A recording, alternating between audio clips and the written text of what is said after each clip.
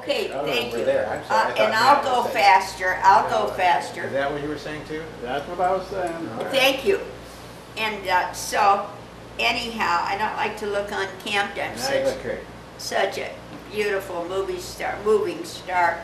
So anyhow, then he said, I wish I had we there. And so she said, well, you know, you can marry her soon. Well, his father started to die. Very serious. He was in the hospital for a couple of months. And he was going to die. He had diabetes. And he was very disappointed in things that had happened, by the way. And anyhow, to his children. And so, Mother McCarthy contacted Tom and told him to get on the train, see nobody flew, and come home, that his father was dying. And the saddest thing was when the train pulled into Rock Island, you know, PF was in his last breath. So Tom got on in a taxi or whatever and made it to Mercy Hospital just in time for his father to draw his last breath. That always made him very sad. So Mother McCarthy said, yeah, Friday night and Saturday noon, right? No, a little later than that. Mostly coming tomorrow. I'm sorry. I think it's mostly coming tomorrow, maybe in the wee hours tonight. Oh, okay. Scary, isn't it?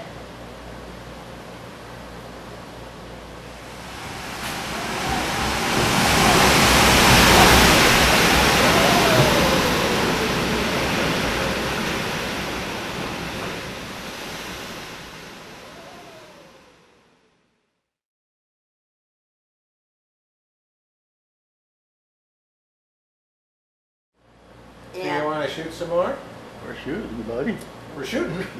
But he say he's tired of He it. said, we're shooting already here. Oh.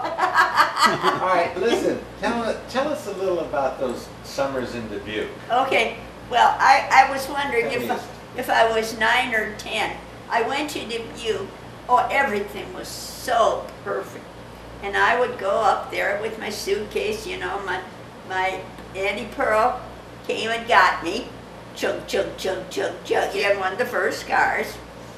And, or maybe Mother would drive me, you know, some summers. But Auntie Pearl always brought me back to Davenport. But anyhow, and then I remember they said, oh, you're so lucky you're coming. They told me, come when the circus is coming. Oh, and I said, the circus, because I didn't care about the circus, but the circus parades. Oh, they were beautiful.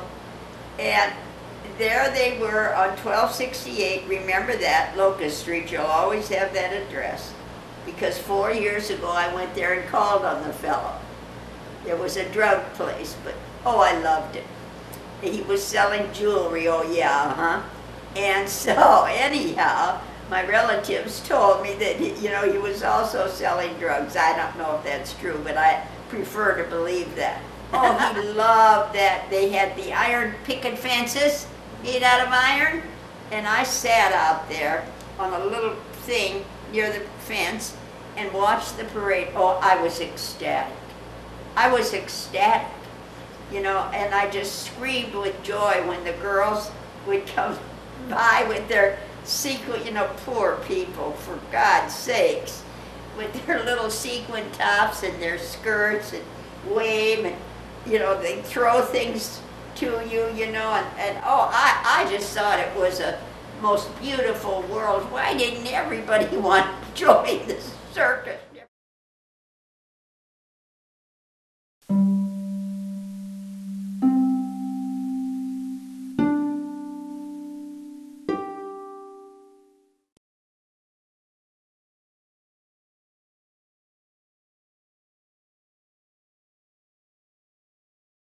We went to movies together, Mom Mac and I.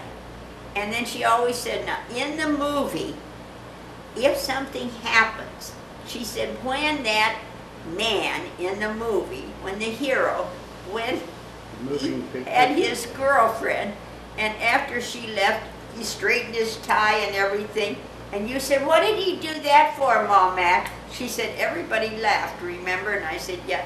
She said, well, it was because there was something dirty going on. And you should not ask me questions in the theater. And we would walk down the street. Oh, they live downtown.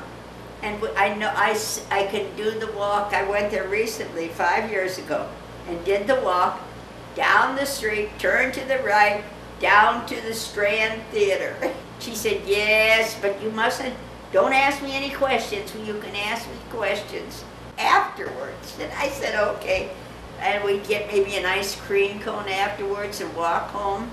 And sometimes Auntie Pearl would go, but she always said, you two are, talk about, what's the matter with you two, living for the movies?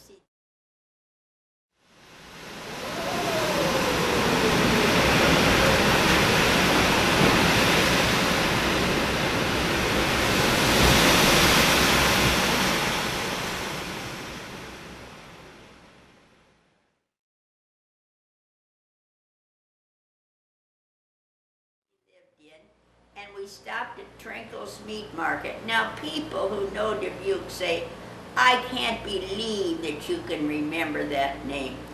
Every bit of their sausage they made. It was so beautiful, I can still taste it. And so Mother said, now we'll make sandwiches, and you sit out there in the apple orchard, right outside of the house, Grandpa's house, and you sit down there.